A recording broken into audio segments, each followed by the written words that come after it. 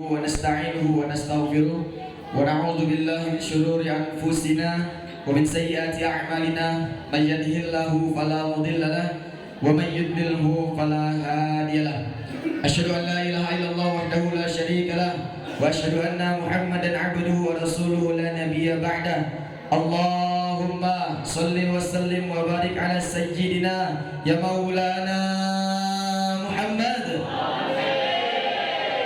وعلى آله وصحبه ومن تبعهم بإحسان إلى يوم الدين أما بعد فقال الله تعالى في القرآن الكريم أعوذ بالله السميع العليم من الشيطان الرجيم بسم الله الرحمن الرحيم وأنا اخترتك فاستمع لما يوحى إنني أنا الله لا إله إلا أنا فاعبدني وأقم الصلاة لذكري وقال أيضا قال رب اشرح لي صدري ويسر لي أمري واحلل عقدة من لساني يفقهوا قولي وقال رسول الله صلى الله عليه وسلم أسعد الناس بشفاعتي يوم القيامة من قال لا إله إلا الله خالصا من قلبه أو من نفسه صدق الله العظيم وصدق رسول الكريم ونحن من عبادك الصالحين. Alhamdulillahirrabbilalamin. Yang saya muliakan Pak Kades, Kepala Desa Pak Herwansyah, yang sama-sama kita muliakan, mudah-mudahan Allah panjangkan umur dalam ketaatan. Dan yang saya muliakan keluarga besar, oleh khusus daripada Ketua Surau Nurul Islam, yang insya Allah mudah-mudahan Allah muliakan dunia dan akhirat.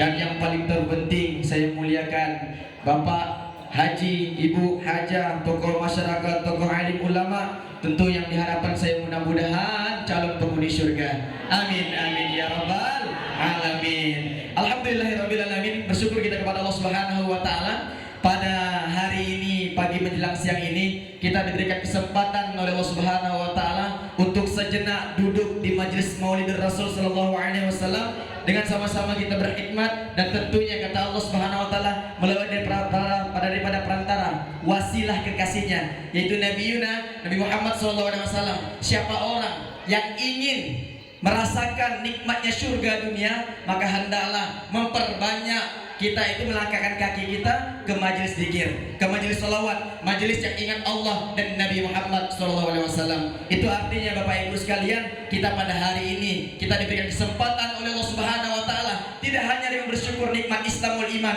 tidak hanya dengan kesempatan sehat walafiat, tapi yang paling terpenting dengan nikmat yang sangat luar biasa, nikmat kesempatan untuk beribadah kepada Allah dan bersalawat kepada baginda Nabi Muhammad sallallahu alaihi wasallam. Allahumma shalli ala Muhammad.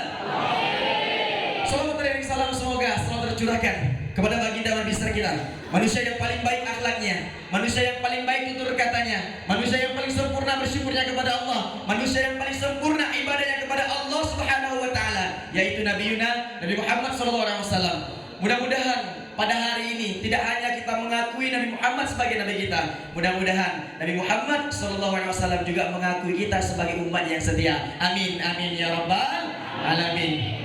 Bapak Ibu yang dimuliakan Allah Subhanahu wa taala, sebelumnya saya mohon izin karena diamanahkan oleh panitia Bapak Haji dan Bu Haja. Tentunya di sini tidak bermaksud untuk menggurui, kita tahadus berhikmah.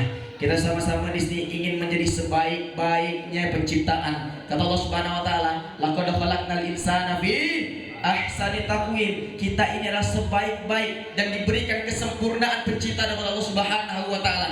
Dan kata Rasulullah sallallahu alaihi wasallam, khairun nas anfa'um linnas. Kalau kita ingin menjadi sebaik-baiknya manusia, maka berikanlah kebermanfaatan bagi manusia yang lain. Itu kalau manusia.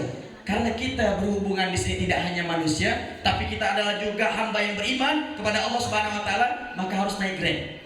Grade-nya adalah yang paling tertinggi. Kata Rasulullah sallallahu alaihi wasallam mengatakan, khairukum man ta'allamal Qur'an wa 'allamahu. Sebaik-baik kamu orang yang beriman adalah orang-orang yang belajar Al-Qur'an dan mengajarkan Al-Qur'an. Bapak Ibu yang dimuliakan Subhanahu wa taala, kita bersyukur pada hari ini kita dihadirkan dalam keadaan sehat walafiat. Karena banyak orang yang sehat, banyak orang yang sehat tapi tak walafiat. Apa maksudnya? Orang sehat mata bagus, gitu kan? Ototnya mungkin 3 meter, tinggi benar. Kakinya mungkin sehat, tapi ngapa pula berat langkahkan kaki ke Surau Nurul Islam nih? Gitu kan? Maka orang yang sehat tak cukup Bapak Ibu sekalian. Makanya di dalam doa selamat, Allahumma inna nas'aluka salamatan fid din wa afiatan fil jasad. Kita minta wa afiyah, bukan sehat. Karena kalau udah wal afiyah, Allah jamin keberkahan hidup kita dengan haki Sayyidina Muhammad sallallahu alaihi wasallam. Maka pada hari ini Bapak Ibu yang dimuliakan Allah Subhanahu wa taala, kalau hari ini kita gitu kan, kalau ditanya cinta tak dengan Rasulullah? Benar. Yang benar. Cinta tak Pak? Cinta lah, ya pasti cinta ya. Coba saya mohon izin flashback. Saya pun di sini kan baru. Saya ini di sini baru nikah 2 tahun. Anak baru 1, alhamdulillah. Mudah-mudahan nambah lagi, amin. Kok di sini kan udah berpengalaman dah nih, puluhan tahun dah kan, gitu kan. Coba flashback Bu, 40 tahun yang belakang. Wah, macam mana Ibu pas dulu ada namanya ya pujangga, dalam bahasanya kekasih hati. Kira-kira cukup ndak sang lelaki untuk mencintai perempuan yang mengatakan I love you? Cukup ndak Bu? Ndak cukup. Butuh bukti ndak Bu? Butuh. Maka dalam Islam pernikahan itu wajib adanya mahar. Mahar itulah bentuk daripada pembuktian. Kenapa Bapak Ibu sekalian? Hakikat daripada cinta, kan kaidah cinta mengatakan dari Al-Imam Suhaili, waliullah daripada Maroko, beliau mengatakan innamal wa ibarah anisyuli bil mahbub ma ahbabta syai'a illa kuntalahu abda. Kita tidak akan pernah mendapatkan cinta yang sejati sebelum kita menjadi hamba yang kita cintai. Sebelum kita disibukkan dengan apa yang kita cintai. Bukankah dulu sebelum menikah yang bapak-bapak sibuk nelayan, sibuk cari duit untuk mempersiapkan pernikahan untuk sang bidadari surga. Amin ya rabbal alamin. Itu artinya pembuktian Bapak Ibu sekalian. Makanya pada hari ini dengan berkah majelis maulid ini Bapak Ibu sekalian, sebagaimana dulu gitu kan, kita ingin mendapatkan seseorang, mendapatkan yang kita cintai, butuh pembuktian. Setiap pembuktian butuh pengorbanan, gitu kan? Maka juga berlaku dengan mencintai Allah dan Nabi sallallahu alaihi wasallam. Turun ayat Allah sampaikan di Quran surah Ali Imran di juz ketiga, surah ketiga ayat 31, posisi sebelah kiri bagian atas. Allah sampaikan a'udzubillahi minasyaitonir rajim. Qul in kuntum tuhibbunallaha fattabi'uni. Katakanlah wahai Muhammad. Kalimat terjemahnya katakanlah. Tapi kok dalam bahasa tren sekarang ya Bapak Ibu sekalian, tidak cukup dengan katakanlah. Viralkanlah. Nah, maknawinya viralkanlah wahai Nabi Muhammad SAW kepada umatmu sampai di kiamat. Apa yang mau diviralkan ya Allah? In kuntum tuhibbunallah. Jika kalian semua, kita semua ini mencintai Allah, mengaku kita cinta kepada Allah, fattabi'uni, maka buktinya adalah ikuti Nabi Muhammad sallallahu alaihi wasallam. Artinya Bapak Ibu sekalian, saya mau nanya, mohon maaf. Di sini ada rumah yang tingkat 2? Banyak, ya Pak ya. Kak, saya mau nanya, kalau Bapak Ibu gitu kan mau naik lantai 2, naik tangga ke manjat? Oh, naik tangga, enggak manjat Bu, benar? Oh, lompat. Naik tangga ke manjat Bu? Naik tangga ya kan? Nah, tangga inilah dalam bahasa Arab disebut dengan wasilah. Tak bisa kita hanya sekedar mengatakan aku cinta kepada Allah, aku cinta kepada Rasulullah. Ada jalannya, ada tangganya. Sebagaimana tadi saya mohon maaf Kak dari batin datang telat sejam. Tadi kami yang rombongan sama guru saya yang Yusufi dengan santri, itu kan salah santri kita juga yang terbaik alhamdulillah dengan Zaki. Itu dari ba'da subuh jam 4:30 lewat mau jam 5 lah. Saya kira 2 jam setengah. Rupanya ada wasilahnya. Wasilahnya jalannya macam mana? Jalannya sangat bagus luar biasa. Ya Pak Kades ya, sangat bagus sekali. Insya Allah dengan itu akan menjadi saksi nanti. Dan tidak hanya jalan daratan, tapi juga lautan. Nah, kalau mau dari lautan tuh pasti ada wasilahnya Pak. Wasilahnya apa? Kelotok. Nah, kapal sikit, ada naik kapal. Inilah wasilah. Takkan mungkin kita nak berenang, capek itu, ya kan? Dari sana ke sini nih, capek luar biasa. Tentunya ada wasilah yang terbaik. Makanya wasilah terbaik inilah yang akan kita kaji pada hari ini Bapak Ibu sekalian. Bagaimana caranya agar kita diakui cinta kita kepada Allah dan Nabi SAW. Secuma mengatakan Bapak Ibu sekalian, hari ini banyak yang mengatakan aku cinta kepada Allah, aku cinta kepada Nabi Muhammad SAW. Namun ketika ditanya apa buktinya? Kok nanya bukti ini bahwa kita apa bukti ya? Solat masih kurang khusyuk. Baru ada Allahu Akbar, jemuran aku udah diangkat belum ya? Allahu Akbar, anak aku udah kasih makan belum ya? Allahu Akbar, kunci motor tadi udah lepas belum ya? Dan lain sebagainya, gitu kan? Wah, ngaji masih gak banyak, gak yang kurang gitu kan? Infak kadang-kadang kurang ikhlas. gitu kan? Sholat malam kadang-kadang ngantuk-ngantuk dan lain sebagainya. Macam mana kita nak buktikan ini? Maka nanti insya Allah kita akan bahas sama-sama di sini. Bapak Ibu yang dimuliakan Allah Subhanahu Wa Taala, kalau kita mengakui cinta kepada Allah dan Rasulnya, itu wajar karena kita umatnya dan Muhammad SAW. Tapi ketika ditanya, pertanyaannya dibalik, macam mana caranya Allah dan Rasul mencintai kita? Ternyata, gitu kan? Tadi kan luar biasa semangat sekali saya tengok orang tua saya itu luar biasa menantunkan sholawat, sholakala dan lain sebagainya. Insya Allah menjadi saksi Nabi Muhammad SAW akan bangga kepada kita semua. Amin amin ya rabbal alamin. Kata daripada Al-Habib Muhammad Ali Al-Habsyi, beliau mengatakan Sahibul Maulid, gitu kan? Kalau orang ingin diakui, dicintai oleh Rasulullah SAW, hendaklah melakukan 3 hal. 3 amalan ini. Kalau kita hanya sekedar mencintai Rasulullah, gampang. Tapi bagaimana caranya Rasulullah cinta dengan kita? Maka kata Sahibul Maulid, Al-Habib Muhammad Ali Al-Habsyi mengatakan 3 harus lakukan. Yang pertama, mencari ilmu Allah. Artinya belajar. Setiap pembelajaran pasti ada majlis ta'lim. Di sini lah tempatnya. Di sini ada namanya Untaid Hikmah Maulid Nabi SAW. 1, kita udah dapat dah insya Allah. Sama-sama kita mendengarkan pada hari ini, gitu kan? Cuma tugas kita masih ada 2 dan ketiga. Apa kata beliau Bapak Ibu sekalian? Yang kedua, ketika kita sudah belajar balik daripada majlis maulid ini, maka tugas kita untuk mengamalkan diri kita. Hari ini apa yang kita dapati? Sholawat sudah, insya Allah tenang hati. Nanti yang ketiga dapatkan, insya Allah saya mohon maaf, saya mohon izin, sama-sama kita menerapkan apa yang sama-sama kita kaji pada hari ini, agar kehidupan kita lebih baik lagi, gitu kan? Nah, makanya di sini yang kedua adalah mengamalkan apa yang telah dipelajari. Dan yang ketiga, ini yang paling luar biasa, yaitu setelah kita amalkan untuk diri kita, gitu kan? Maka kita dakwahkan. Dakwah tak mesti megang mic, karena banyak orang megang mic begagal, gitu kan? Dakwah tidak harus di atas di depan mimbar, tidak. Tapi dakwah misalnya ibu itu kan Al-Ummu Madrasatul Ula, ibu adalah madrasah yang paling terbaik, madrasah pertama bagi anak-anaknya, maka ajarkan, tadi maulid Nabi ini sholat, gini seterusnya. Dengan kita ngomong face to face, gitu kan, dengan anak, mungkin dengan suami dengan istri, itu juga ada dakwah. Maka ketiga hal ini kalau istiqomah sampai mati Bapak Ibu sekalian, maka Nabi SAW akan mencintai kita dan akan mengakui kita sebagai umatnya. Amin amin ya rabbal alamin. Ketiga hal ini Bapak Ibu sekalian. Nah, sekarang balik lagi kita, gitu kan? Tadi sampaikan, saya dikasih waktu berapa jam nih? 1,5 jam saya kan? Tak mau kalah saya, gitu kan? Soalnya tadi maulid sholawat tuh 1,5 jam kan? Masa saya cuma ngomong-ngomong takut, gitu kan? Saya mohon izin, gitu kan? Maka insya Allah Bapak Ibu sekalian, kita balik lagi ke dalil awal. Dalil awal. Qul in kuntum tuhibbunallaha fattabi'uni. Kalau kita yang mencintai Allah, maka jalannya lewat Rasulullah. Sekarang pertanyaannya, macam mana kita ingin mendapatkan jalannya Rasulullah? Maka hari ini sama-sama kita akan bahasnya. Bapak Ibu sekalian, kalau kita ingat Rasulullah, kira-kira apa yang kita harapkan dari Rasulullah? Saya mau nanya, Bu, mohon izin Bu ya. Kalau teringat dibicarakan Rasulullah SAW, kira-kira apa yang ingin diharapkan kepada Rasulullah? Apa Pak? Syafaat. Oke, tutup satu aja, biar tidak melebar pembahasan kita. Syafaat. Nah, syafaat ini kalau kita kaji dari segi bahasa, syafa'ah, asy-syafa'ah asal kata bahasanya artinya syafaat. Syafaat artinya apa? Lawan daripada solat yang setiap hari kita lakukan setelah sholat tahajud. Habis sholat tahajud kita sholat apa Ibu ya? Sebelum subuh kita biasanya tutup dengan sholat apa? Sholat witir. Nah, witir apa artinya Bu? Penutup. Oke, alhamdulillah. Apa lagi Pak?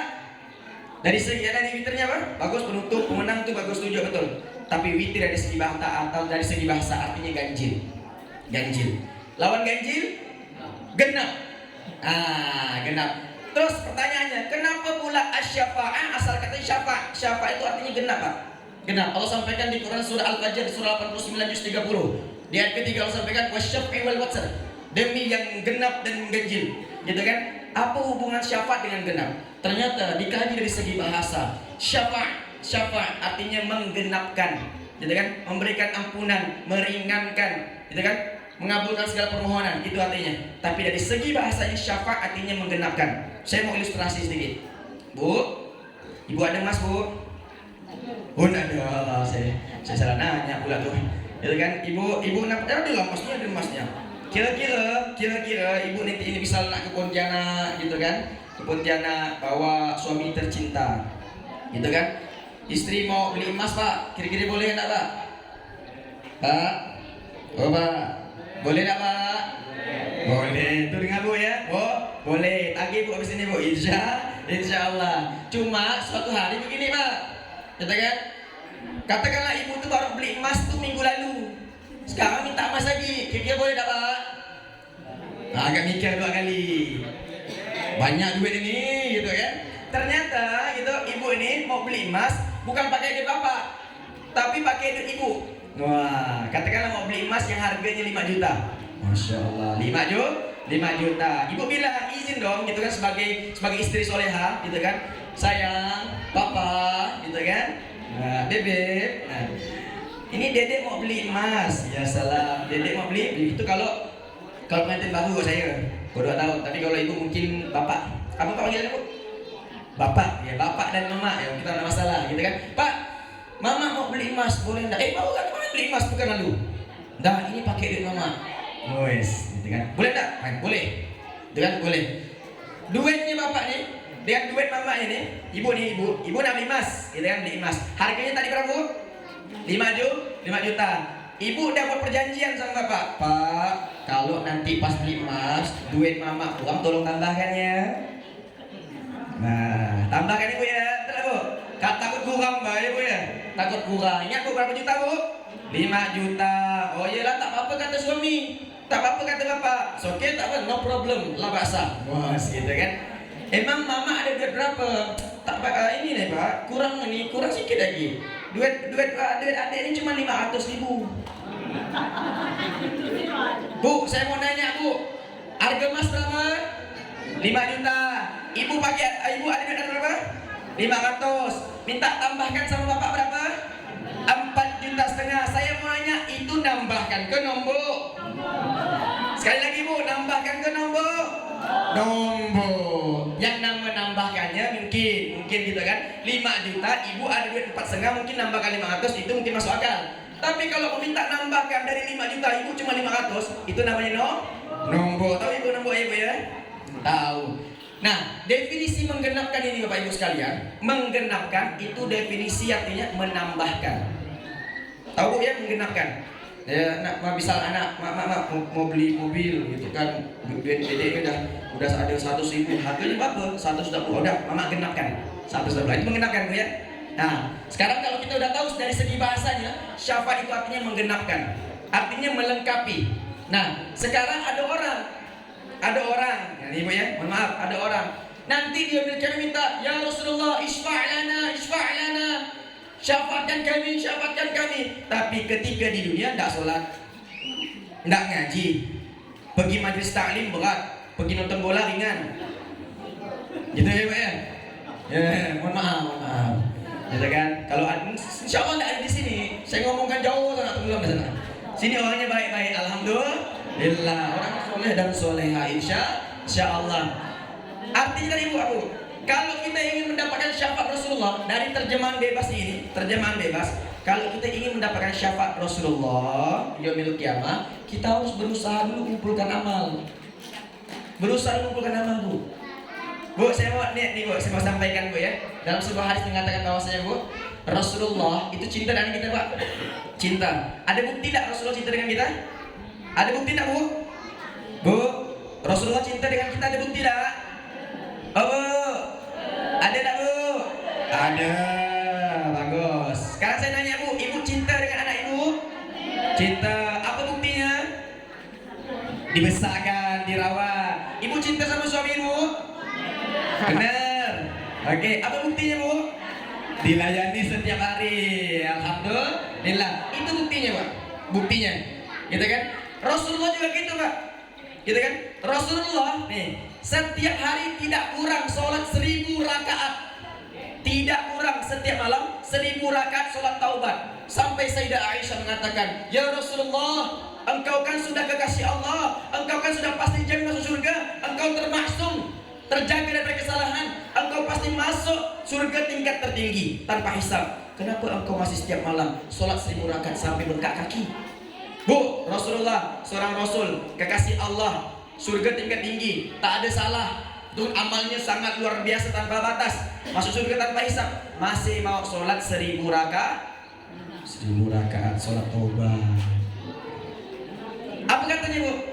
Ya Sayyidah Aisyah, ya Umairah, ya Umairah, apakah aku tidak boleh untuk bersyukur kepada Allah Subhanahu wa taala dengan sholatku? Sayyidah Aisyah mengatakan apa Bu? Wahai Rasulullah, untuk apa kau 1000 rakaat nih? Cuma satu tujuanku, karena aku cinta kepada umatku, maka 1000 rakaat sholat taubat ini akan aku niatkan untuk taubatnya umatku sampai hari kiamat. Shallu ala Nabi Muhammad.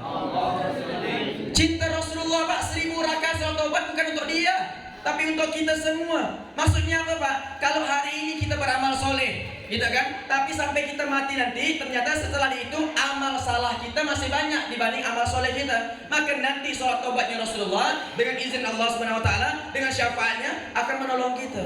Tapi ingat Pak, tapi ingat, Rasulullah itu bisa menolong kita, gitu kan? Kalau kita pun juga mencari amalnya.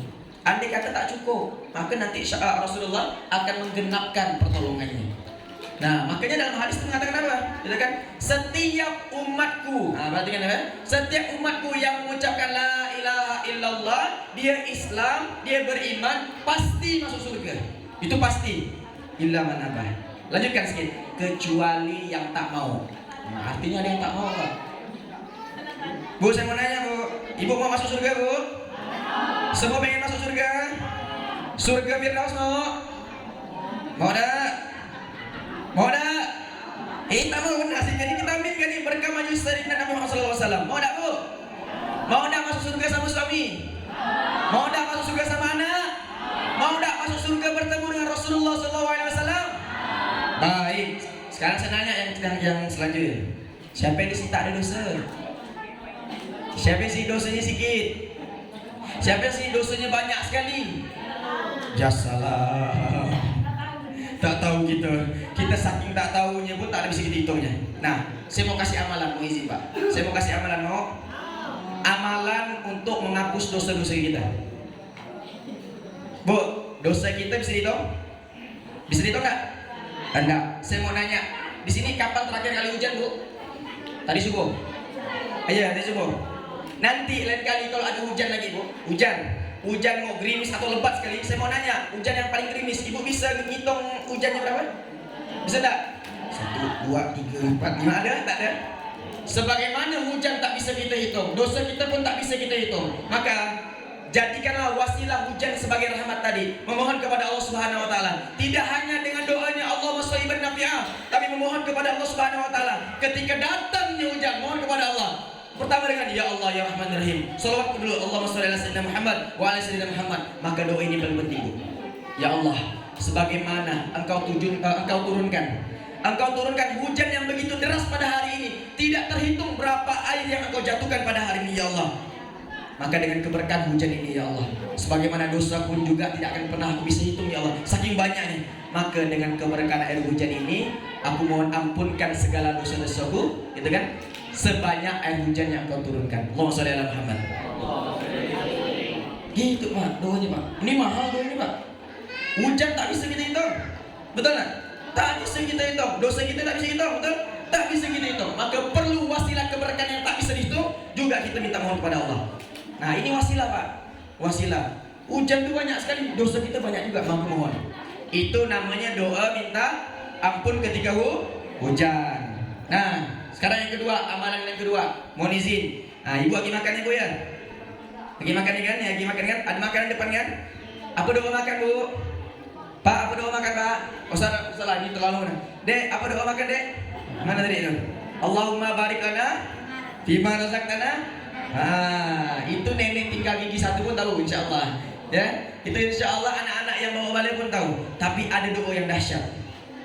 Doa yang dahsyat apabila kita lakukan doa ini, tidak hanya makanan itu untuk mengenyangkan kita, tapi wasilah makanan tersebut akan membuat diri kita lebih semangat lagi beribadah kepada Allah Subhanahu Wa Taala, dan segala dosa-dosa di dalam diri kita akan Allah ampunkan semuanya.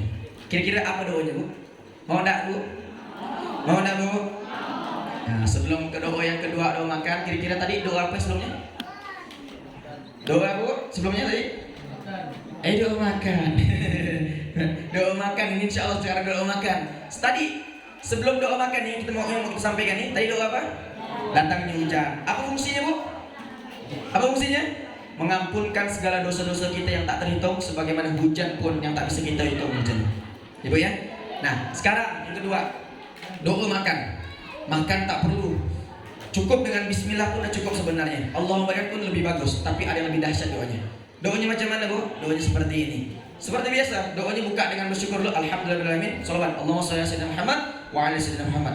Ketika hendak makan Ibu, tapi ingat Bu, pastikan makanan depan kita halal. Jangan pula depannya minta maaf, babi. Bismillah.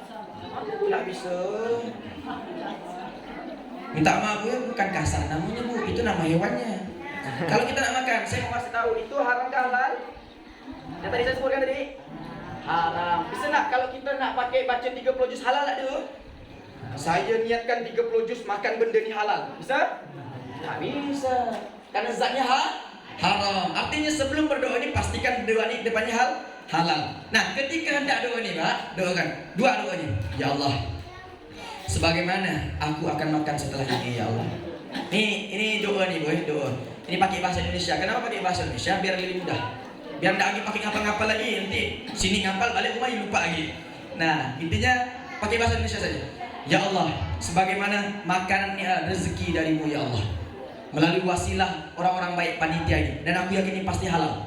Pasti halal insya Allah. Maka aku makan ya Allah, sebagaimana setiap makanan itu sebagiannya akan menjadi darah daging. Betul Bu ya? Sebagiannya kemana Bu? Sebagiannya kemana Pak? Jadi kotoran, betul ya? Nah, makanan itu cuma dua saja. Kalau tak jadi darah daging, sebagian jadi kotoran. Maka ketika hendak makan ya Allah, sebagaimana makanan ini menjadi darah dagingku ya Allah sebagiannya, maka jadikanlah wasilah ini asbab datangnya ketenangan, keberkahan, kebaikan, kebahagiaan, agar aku lebih taat lagi dan bersemangat beribadah kepada Allah Subhanahu wa taala. Itu satu doanya. Jadi niatkan pertama, ya Allah, bagaimana caranya mudah-mudahan makanan ini menjadi wasilah aku lebih semangat lagi untuk ibadah. Makanya kalau banyak makan harus banyak gak tahajudnya. Jangan banyak makan tinggal tahajud, tinggal sholat subuh, gitu kan? Nah, kita nih cuma beda-beda sedikit ya Bu dengan masa lalu. Orang dulu sedikit makan, kalau kita sedikit makan. Kalau orang dulu sedikit ngomong, kalau kita sedikit ngomong. Kalau dulu sedikit tidur, banyak ibadah. Kalau kita sedikit tidur. Beda sedikit ya, beda sedikit saja, gitu kan? Tapi itulah perbedaan orang as-sabiqun al-awwalun dengan zaman sekarang. Tapi insya Allah dengan kemuliaan Muhammad SAW kita pun juga akan mendapatkan kemuliaan tersebut. Amin, amin ya rabbal alamin. Terus doa yang kedua gimana Bu? Nah ini yang mahal doa yang kedua nih. Sama kurang lebih kayak doa tadi. Tetapi pernah enggak kita kepikiran Pak? Pernah enggak kita kepikiran yang akan dihisap di yaumil kiamah kita nanti jasad kita kah? Atau di dalamnya? Ya Pak? Di dalamnya? Ya kan? Hati. Dalam hadis qudsi disampaikan bahwasanya innallaha la yanzuru ila suwarikum wa amwalikum. Sesungguhnya Allah tidak memandang sedikit pun wajah yang engkau rawat dengan skincare. Untuk ibu ini contoh. Allah tak pandang wajah kau yang bagus ataupun tak ada. Yang kedua, Allah tak pandang wa amwalikum, harta yang kau kumpulkan setiap hari Allah tak pandang. Walakin akan tetapi yanzuru ila qulubikum wa a'malikum, akan tetapi Allah Subhanahu wa taala sangat memandang apa Bu? Memandang kita punya hati dan memandang kita punya amal. Nah, sekarang penyakit sombong ini dari mana Bu? Dari hati ke dari luar? Hati. Penyakit iri itu dari sombong ke dari dalam hati ke dari luar? Hati. Arti kita perlu wasilah. Nah, balik lagi ke wasilah ini. Jadi judul kita ini wasilah nih Bu. Wasilah, syafaat. Gitu ya, wasilah. Kita perlu wasilah, apa yang bisa kita masukkan ke dalam mulut ini agar dikeluarkan semuanya. Maka saya ajarkan sama santri-santri saya sampaikan. Nah, saya bilang, doa kalau makan itu tidak cukup dengan Allahumma barik lana fima razaqtana wa qina azabannar. Tapi pastikan satu orang pimpin doakan dua hal ini. Apa doanya tadi? Ya Allah, sebagaimana sebagainya akan jadi darah daging, maka jadikanlah wasilah makanan halal berkah thayyibah ini agar aku lebih semangat lagi ibadah. Yang kedua, sebagaimana Engkau ya Allah berikan aku makanan ketika aku hendak memakan makanan halal ini ya Allah, sebagiannya jadi darah daging, sebagiannya jadi kotoran, maka aku ingin ya Allah dengan keberkahan makanan ini, ya Allah, tolong Engkau hapuskan, tolong Engkau ampunkan, tolong Engkau keluarkan dosa-dosa yang ada di dalam tubuhku ini bersamaan keluarnya kotoran yang akan aku keluarkan. Shallu ala Nabi Muhammad. Pernah Bu mikir kayak gitu Bu? Masya Allah. Shallu ala Nabi Muhammad. Sama-sama kita istiqomah. Ini luar biasa. Kita perlu makanan yang halal. Saya yakin yang tadi yang dikatakan Pak Kades yang 60% yang lain itu insya Allah halal berkat Toibah. Petani dan seterusnya, insya Allah halal berkat Toibah. Cuma pertanyaan ketika hendak udah masuk dalam mulut ini, apa yang kita doakan lagi kepada Allah Subhanahu Wa Taala? Dalam surah lain di surah Al-Maidah, surah ke-5 di juz ke-6. Di surah Al-Maidah di juz ke-6 Allah sampaikan di ayat 35. Ya ayyuhalladzina amanu, wahai orang beriman, ittaqullah, bertakwalah kepada Allah dengan cara apa bertakwanya? Wabtaghu ilaihil wasilah. Carilah wasilah. Nah, ini Bu balik lagi wasilah.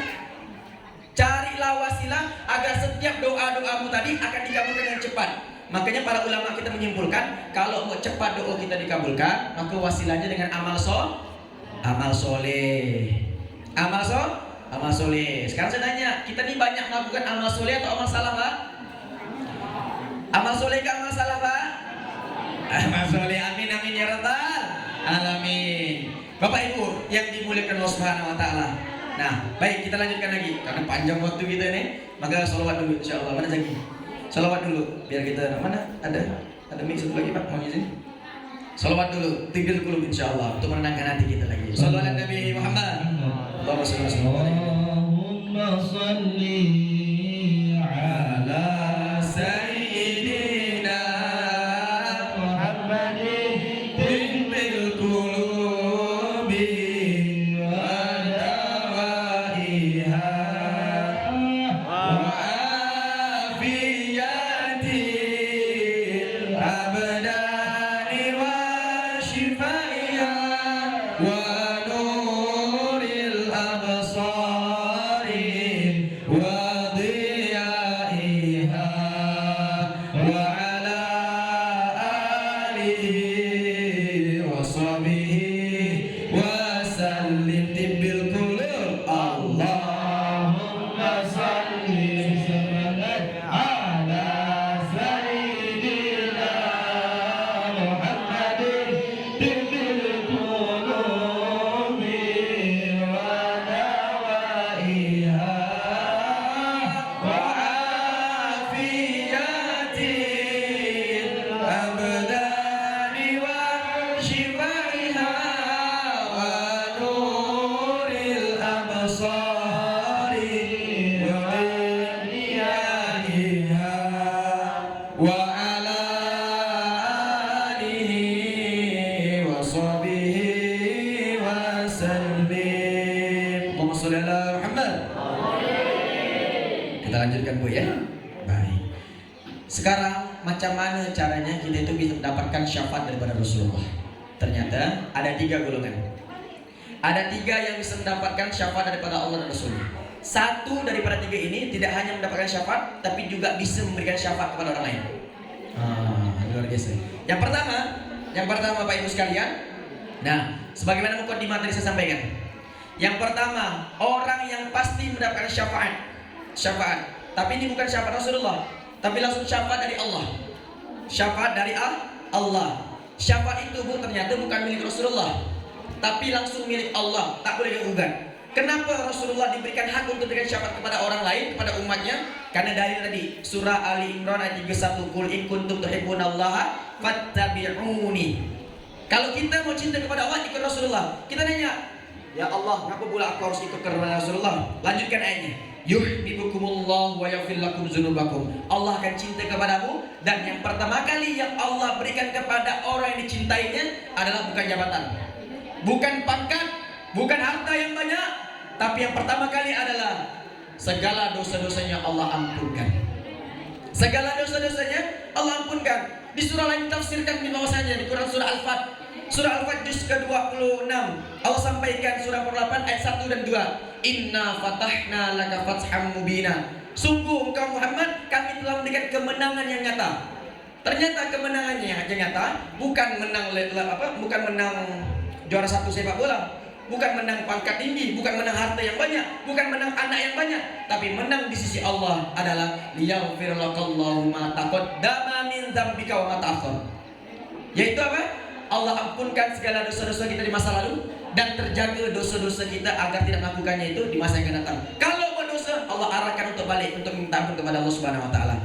Yang kedua, wa yutimma ni'matahu 'alaika wa yahdiyaka shiratal mustaqimah. Kemenangan yang nyata setelah sudah diampunkan. Yang kedua, Allah sempurnakan nikmatnya. Allah sempurnakan petunjuknya agar setiap dia melangkahkan kehidupan ini, kalau bengkok-bengkok sedikit, Allah benarkan lagi lewat wasilah keberkahan salat. Itulah fungsinya Bu, 17 kali minimal kita ulang dalam sholat. Karena ada 17 rakaat, 5 waktu, 2 subuh, 4 zuhur, 4 asar, 3 maghrib, dan 4 isya, 17 rakaat. Dan setiap rakaat pasti ada Al-Fatihah. Dan setiap Al-Fatihah pasti dapat kita mengucapkan ihdinas siratal. Ya Allah, tunjuki jalan yang lurus. Jadi dengan keberkahan sholat ini, orang yang sholat pasti ketika dia bengkok Allah benar lagi. Karena sholat asal kata dalam bahasa Arab. Sholat itu artinya wasola yasilu silatan fahuwa sholatun. Sholat Pak artinya silatan. Sila manusia nih, manusia dengan manusia. Saya dari Pontianak ke Kubu di sini, ini namanya manusia dengan manusia disebut dengan silaturahmi. Keluarga dengan keluarga silaturahim. Sila Pak, asal kata bahasa sama sila. Sila itu artinya hubungan. Manusia dengan manusia silaturahmi. Saya dari Pontianak, rombongan Pontianak ke Kubu silaturahmi kepada masyarakat di sini. Kita tahu Pak, dalam sebuah hadis mengatakan apa? Siapa orang yang menyambung silaturahmi manusia dengan manusia, apa yang kita dapat Pak? Panjang umur, sehat walafiat, hutang lunas, mudah urusan, kita kan anak soleh-solehah. Pak, itu cuma memperbaiki hubungan manusia dengan manusia. Sekarang macam mana yang kita dapat? Manusia dengan manusia sudah sangat luar biasa kita dapatkan.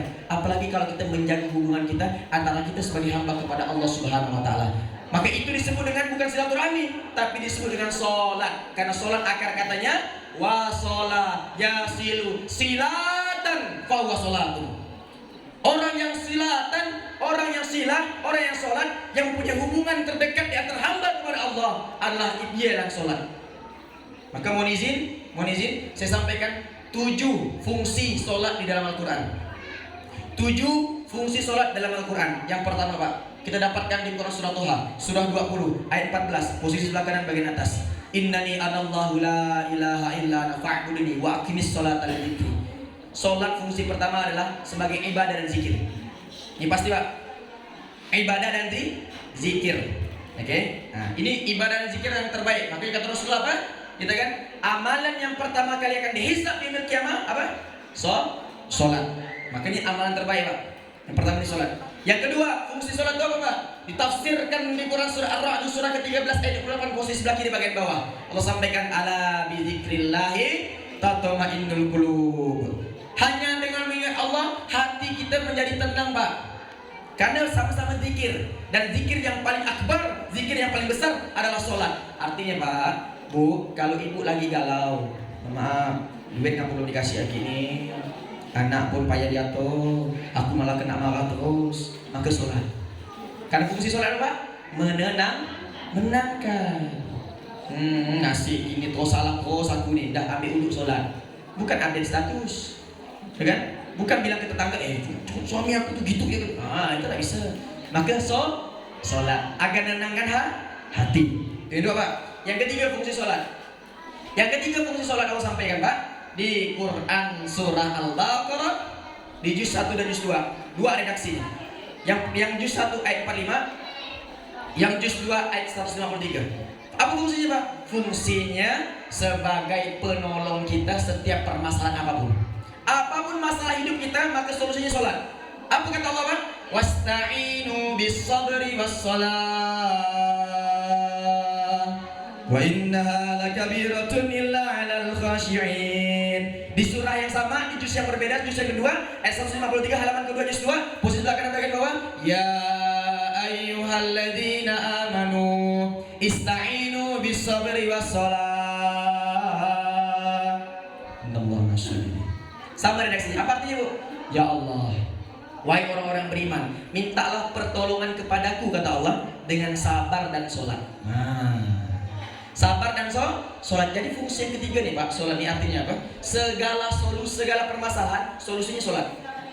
Makanya misal contoh minta maaf, anak nakal, suami kadang-kadang kurang gini-gini kan, kadang-kadang marah dan seterusnya, ibu-ibu pun kadang-kadang gitu kan dan sebagainya. Mohon maaf lahir batin gitu kan. Maka terima pertama kali rumusan Qur'annya bukan ngomel, tapi sabar dulu. Lah, sabar Kak, sabar aku ada batas kata dia. Ya salam, sabar ada batas. Sejak kapan sabar ada batas, Bu? Allah sampaikan di dalam surah Zumar surah ke-39 ayat ke-10, posisi sebelah kanan bagian bawah Allah sampaikan, orang yang sabar tanpa batas maka dia akan mendapatkan jannah bighairi hisab. Dia akan masuk surga tanpa hisab. Itu balasan orang sabar, Pak. Tapi kan ketika kita hadapi dengan sabar kan solusinya belum datang. Memang solusi tak datang, tapi minimal kalau kita hadapi dengan sabar, hati tenang. Ketika hati tenang, Pak, cara minta solusinya gimana, Pak? Bentang sajadah, ambil wudhu, sholat. Itu minta solusi. Makanya tugasnya apa? Fungsi yang ketiga apa? Sebagai penolong.